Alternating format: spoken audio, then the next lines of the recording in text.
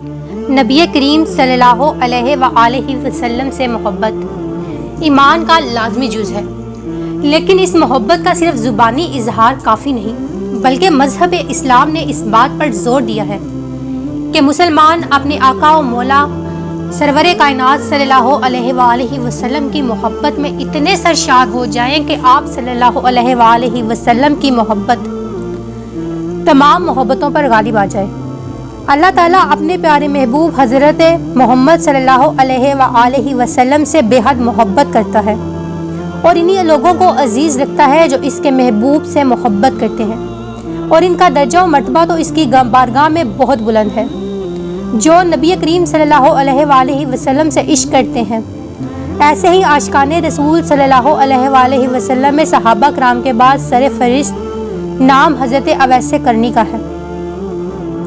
حضرت اویس کرنی کی والدت یمن کے شہر کرن کے قبیلہ مراد میں ہوئی۔ آپ کا اسم مبارک اویس تھا اور اسی نام سے آپ نے شہرت پائی۔ آپ کے والد کا انتقال آپ کے بچپن میں ہو گیا۔ آپ کی والدہ ضعیف اور نبینہ تھی۔ آپ کی والدہ کا نام بدار بیان کیا گیا ہے۔ آپ کی عمر کا زیادہ تر حصہ اپنی والدہ محترمہ کی خدمت میں ہی گزرا۔ کرن یمن کے نواح میں ایک چھوٹا سا گاؤں ہے۔ جب اس کی تعمیر کے سلسلے میں کھدائی کی گئی تو زمین سے گائے کا ایک سینگ نکلا۔ عربی میں سینگ کو کرن کہتے ہیں، اسی لیے گاؤں کا نام کرن مشہور ہو گیا۔ آپ کی پیدائش اس گاؤں میں ہوئی، اسی لیے آپ کے نام کے ساتھ کرنی پکارا جاتا ہے۔ بعض روایات کے مطابق آپ کے جسم مبارک پر کافی زیادہ بال تھے، اسی لیے ان کو کرنی کہا جاتا ہے، اور کرن کے معنی بال ہے۔ حضرت حسن بصری نے فرمایا کہ میں نے اویس کرنی کو اون کا کمبل لیے دیکھا جس میں پیوند لگے ہوئے تھے۔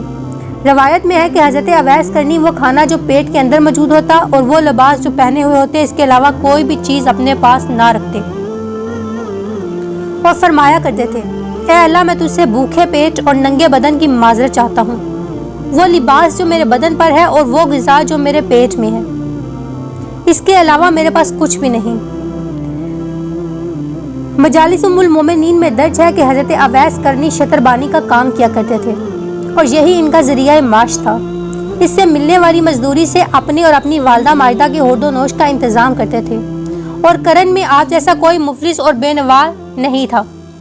جس گلی کوچے سے گزرتے لوگ آپ سے گھن کرتے اور آپ پر پتھر پھینکتے اور سر پر خاک اچھالتے تھے۔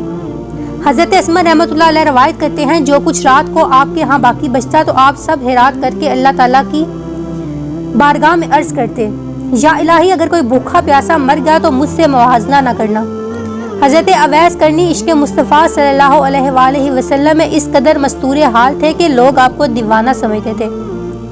آپ عشق کی جس عظیم مقام و مرتبہ پر فائز تھے، اسے دیکھ کر صحابہ کرام نے بھی رشک کیا۔ آپ اپنے پیارے آقا محمد صلی اللہ علیہ وآلہ وسلم کی محبت و عشق کی دولت سے آپ کے قلب کو مالا مال کر دیا۔ نبی کریم کی آپ پر خصوصی نگاہ کرم تھی۔ رسول کریم سے عشق کی جو تڑپ و لگن حضرت اویس کرنی کے دل میں موجود تھی، حضور سرور کائنات صلی اللہ علیہ وآلہ وسلم اسے بخوبی آگاہ تھے۔ عشق مصطفیٰ نے آپ کے اور نبی کریم صلی اللہ علیہ وسلم کے مابین ایک مضبوط باطنی اور روحانی تعلق قائم کر دیا۔ آپ کے عشق کی بہت ساری مثالیں ملتی ہیں۔ ایک واقعہ پیش آیا، نبی کریم صلی اللہ علیہ وآلہ وسلم جنگ احد میں آپ کے دندان مبارک کو شہید کر دیا گیا، تو جب حضرت اویس کرنی نے اس بارے میں سنا کہ آپ کے دندان مبارک شہید کر دیے گئے تو حضرت اویس کرنی نے اپنا بھی ایک دانت توڑ لیا۔ لیکن جب انہوں نے سوچا کہ پتہ نہیں کہ نبی کریم کا کون سا دانت مبارک شہید ہوا ہے، تو انہوں نے دوسرا توڑ لیا۔ جب انہوں نے دوسرا توڑا تو پھر یہی حال آیا کہ پتہ نہیں یہ والا ٹوٹا ہے یا کوئی اور ٹوٹا ہے۔ اس طرح کر کے آپ نے سارے اپنے دانت توڑ لیے نبی کریم صلی اللہ علیہ وآلہ وسلم کے عشق میں۔ حضرت عمر فاروق رضی اللہ تعالیٰ عنہ سے مروی ہے کہ نبی کریم صلی اللہ علیہ وآلہ وسلم نے ارشاد فرمایا، تابعین میں سب سے بہتر ایک شخص ہے جس کا نام اویس ہے، اس کی ضعیفہ ماں ہے، اویس کے ہاتھ پر برس کا نشان ہے، تم جب اسے ملو تو اسے کہنا کہ امت کے حق میں دعائے مغفرت کرے۔ حضرت ابن سعد سے مروی ہے کہ نبی کریم صلی اللہ علیہ وآلہ وسلم نے فرمایا، تابعین میں میرا بہترین دوست اویس کرنی ہے۔ نبی کریم صلی اللہ علیہ وآلہ وسلم نے فرمایا، ایک شخص میری امت میں ہوگا جس کو لوگ اویس کرنی کہتے ہیں، वो मगफिरत की दुआ से कबीला रब्बी और कबीला मजर की भेड़ बकरियों के बाल की तादाद के बराबर मेरी उम्मत बख्श दी जाएगी। फरीदुद्दीन अत्तार अपनी किताब ज़करातुल औलिया में फरमाते हैं कि नबी करीम सल्लल्लाहु अलैहि वसल्लम अक्सर औकात गुरूब आफ्ताब के वक़्त सहाबा कराम के हमरा शहर से बाहर तशरीफ़ ले जाते और यमन की जानिब इशारा करके फरमाया करते थे, मुझे यमन की तरफ से अल्लाह की खुशबू आती है। रसूल अकरम इरशाद फरमाते हैं कि महशर के रोज़ 70,000 मलाइक के जुलूम में अवैस करनी जन्नत में दाखिल होंगे और वह 70,000 मलाइका आपके हम शक्ल होंगे ताकि हज़रत अवैस करनी की शनाख्त ना हो सके। सिर्फ उस शख्स को उनकी शनाख्त होगी जिसको अल्लाह ताला उनके दीदार से मुशर्रफ कराना चाहेगा। ये इस वजह से होगा कि आपने अपनी सारी ज़िंदगी हिलवत नशी होकर और महलूक से पर्दा पोशी इख्तियार करके महज अल्लाह की इबादत और रियाजत में सरफ की। हज़रत अबू हुरैरा से रवायत है कि सरकार दो आलम नूर मुजस्सम सल्लल्लाहु अलैहि वसल्लम ने फरमाया, अल्लाह ताला अपने बंदों और ऐसे बरगज़ीदा बंदों को दोस्त रखता है जो दुनियादारों की नज़र से पोशीदा रहते हैं। इनके चेहरों के रंग स्याह, पेट साथ लगे हुए, कमरे पतली और ऐसे लापरवाह होते हैं। अगर बादशाह भी मिले इनसे मुलाकात की इजाज़त तलब करे तो वो इजाज़त ना दें। अगर मालदार औरतें निकाह करना चाहे तो निकाह ना करें। अगर गुम हो जाए तो कोई उनकी जुस्तजू ना करे। अगर मर जाए तो इनके जनाजे पर लोग शरीक ना हो। अगर जाहिर हो तो इनको देख कर कोई खुश ना हो और अगर बीमार हो तो कोई मिजाज पुरसी ना करे। सहाबा कराम ने दरियाफ्त किया, या रसूल सल्लल्लाहु अलैहि वसल्लम फरमाइए वो कौन है? फरमाया वो अवैस करनी है। सहाबा कराम रिजवानुल अजमईन ने अर्ज किया कि ये अवैस करनी कौन है? फरमाया इसका हुलिया ये है कि इसकी आंखें नीलगू होंगी, कद दरमियाना होगा और दोनों कानों के माबैन खासा फासला होगा। दायां हाथ बाएं हाथ पर रखा होगा, आंखें सजदागाह पर लगी होंगी, थोड़ी सीने की जानब झुकी होगी, जिस्म पर पुराने कपड़े होंगे, जो पहने हुए होगा एक पजामा और दूसरी चादर।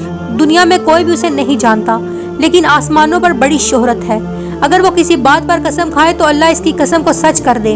मौलाना मोइनुद्दीन नदवा अपनी किताब सीरतुल सहाबा में रकम करते हैं, आप सारी रात क़याम में गुजार दिया करते, दूसरी रात आप रुकू में गुजार देते और तीसरी रात सजदा में गुजार देते।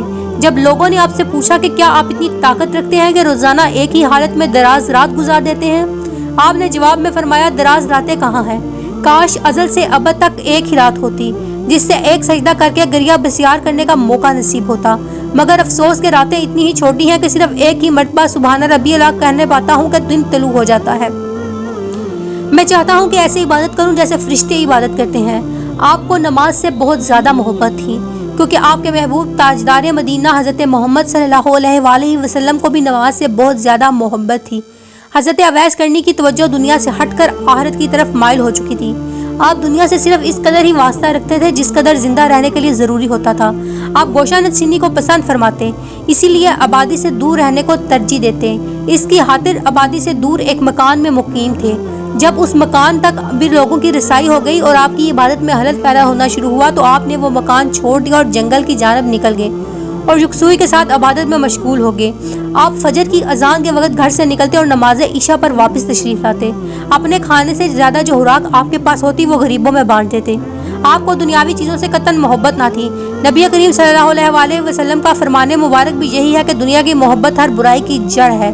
यही वजह थी कि हज़रत अवैस करनी भी दुनिया की परवाह न करते और दुनिया से अलग थलग अपने आप को अल्लाह ताला की इबादत में मशगूल रखा हुआ था। आप जानते थे कि दुनिया से मोहब्बत रखने का मकसद अपनी आखिरत बर्बाद करने के मुतरादिफ है। इस पर तर्के दुनिया आपको बहुत मुसाइब का सामना करना पड़ा। लोग आपको तंग करते थे मगर आपने किसी के लिए बद्दुआ न फरमाई। जब कभी आपको तंग करते आप आबादी की तरफ आते तो नासमझ लोग और बच्चे आपकी हालत देखकर हंसते और आपको दीवाना समझते और तंग करने की घट से आप पर पत्थर फेंकते तो आप इनसे मुखातब होकर फरमाते, लोगों झूठी कंकरियां मारा करो, बड़े बड़े पत्थर मारने से मेरा खून बह जाता है और मेरा वुज़ू जाता रहता है, तुम्हारे ऐसे कंकर से मेरी नमाज कज़ा हो जाती है। आपने गायबाना इस्लाम कबूल किया। आप नबी करीम सल्लल्लाहु अलैहि वसल्लम के शर्फ दीदार से महरूम रहे। दरबार नबी सल्लल्लाहु अलैहि वसल्लम में हाजिर न होने की वजह से आपकी वालदा माजिदा भी थी जो नवीना भी थी और ज़ईफ़ भी थी और आपको खुद से जुदा न होने देती थी। आप दिन रात इनकी हिदमत और इत्तेहाद में रहते। आप इस्तात न रखते थे कि वालदा के साथ नबी करीम की हिदमत एक दस में पेश हो सके और इनको एक लम्हा के लिए तनहा छोड़ सकते थे। इसलिए आप ज़ाते नबी सल्लल्लाहु अलैहि वसल्लम से महरूम रहे। दीदार जमाल मुस्तफ़ा सल्लल्लाहु अलैहि वसल्लम के शौक़ اور عشق حبیب خدا نے حضرت اویس کرنی کو انتہائی بے قرار کر دیا۔ آپ ماہی بے آپ کی طرح تڑپنے لگے تو ایک دن ہمت کر کے والدہ ماجدہ سے رخصت کی اجازت طلب کر لی۔ والدہ نے اجازت دیتے وقت فرمایا کہ جلد واپس آ جانا۔ آپ نے ضرورت کی چند چیزیں لی اور ایک لمحہ ضائع کیے بغیر ننگے پاؤں بے تابی سے بھاگے چلے گئے۔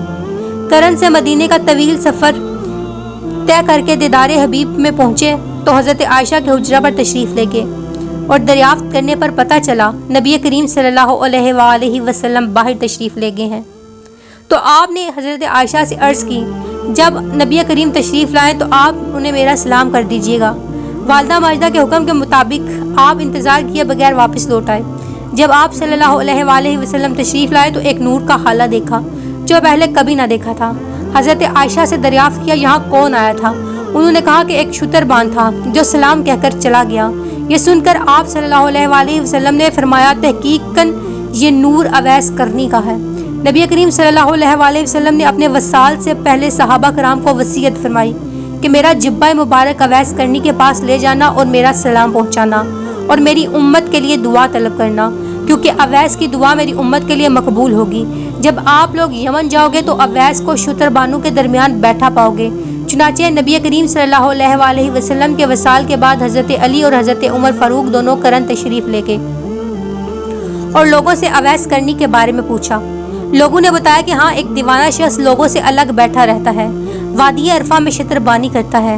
حضرت علی اور حضرت عمر وادی عرفہ تشریف لے گئے اور حضرت اویس کرنی کو نماز میں مصروف دیکھا۔ نماز سے فارغ ہوئے تو حضرت علی اور حضرت عمر دونوں آپ کے سامنے بیٹھ گئے اور نبی کریم صلی اللہ علیہ وآلہ وسلم کا سلام پہنچایا اور جبہ مبارک پیش کیا اور امت محمدیہ کے لیے دعائے مغفرت طلب کی۔ حضرت اویس کرنی نے جبہ مبارک چوما اور سر بسجود ہو گئے اور روتے ہوئے مناجات کی، یا اللہ تیرے محبوب کا جمہ مبارک اس وقت تک نہ پہنوں گا جب تک امت محمدیہ بخش نہ جائے۔ تیرے محبوب صلی اللہ علیہ وآلہ وسلم نے یہ کام میرے ذمے لگایا ہے۔ غائب سے آواز آئی کہ اتنے ہزار لوگوں کو بخش دیا ہے۔ آپ نے کہا میں تو سب کی مغفرت طلب کی ہے۔ آواز آئی اتنے ہزار مزید بخش دیے۔ آپ اصرار کرتے رہے حتیٰ کہ آواز آئی کہ اتنی امت محمدیہ بخش دی گئی جتنی تعداد میں قبیلہ ربی اور قبیلہ مضر کی بھیڑ بکریوں کے جسموں پر بال ہے۔ یہ بشارت پا کر اپنے سر مبارک سجدے سے اٹھایا اور جبہ مبارک پہنا۔ حضرت علی اور حضرت عمر کو اللہ تعالیٰ کی رحمت سے آگاہ کیا۔ حضرت اویس کرنی کا مرتبہ اللہ تعالیٰ کی بارگاہ اقدس میں بہت بلند تھا۔ آپ سچے عاشق رسول تھے، یہی وجہ تھی کہ آپ کا شمار اللہ تعالیٰ نے اپنے خاص بندوں میں کیا۔ آپ کی ذات واحد کا راز پا چکے تھے اور ہر وقت اللہ کے اسرار و مشاہدے میں مستغرق رہتے۔ نبی کریم کی ولی خاص اور خیر التابعین حضرت اویس کرنی کی شخصیت عشق مصطفیٰ صلی اللہ علیہ وسلم رکھنے والوں کے لیے ایک بہترین نمونہ ہے۔ آپ کی سیرت طیبہ عاشقان رسول کے لیے ایک عظیم درس گاہ کی حیثیت رکھتی ہے۔ آپ مطلشان حق کے لیے منبع ہدایت ہیں۔ مسلم شریف کی شرح اور تذکرۃ الاولیاء میں درج ہے کہ حضرت اویس کرنی حضرت علی کی حمایت میں جنگ صفین میں شریک ہوئے اور لڑتے لڑتے شہادت کا مرتبہ پایا۔ حضرت موسیٰ رائی بامجب وصیت آپ کے جسم مبارک کو کرن میں لائے، اس لیے مزار شریف قرآن میں ہے۔ بحوالہ کتاب سیرت حضرت اویس کرنی عاشق رسول محمد صلی اللہ علیہ وآلہ وسلم۔